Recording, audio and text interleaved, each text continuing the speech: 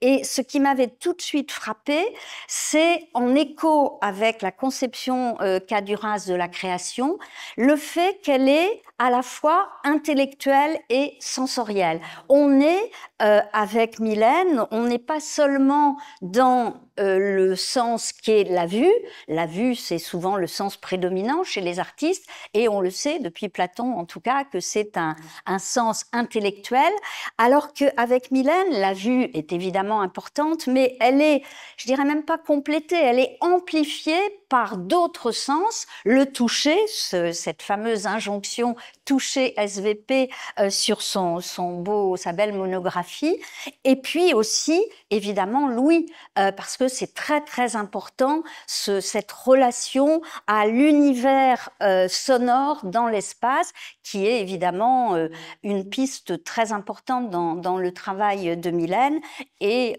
c'est aussi chez Duras, Duras voulait que son texte soit incarné par la voix, et sa propre voix d'ailleurs était déjà un élément de création. Donc c'est vraiment des échos très profonds entre ces deux univers artistiques que j'ai découverts en faisant la rencontre de Mylène Guermont. C'est difficile parce que des qualificatifs, on en trouve utilisés par les critiques. Moi, je dirais que c'est... Ça va faire un peu prétentieux parce que c'est un terme qui vient du grec, c'est une poétique.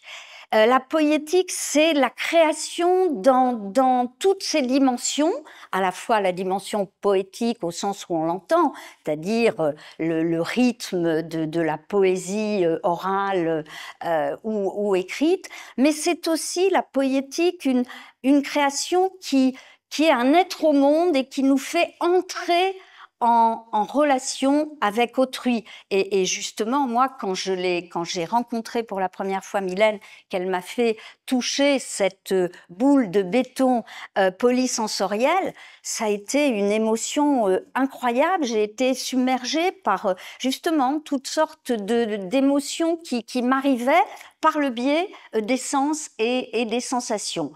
Et il y a cette dimension, oui, poétique, de création continue.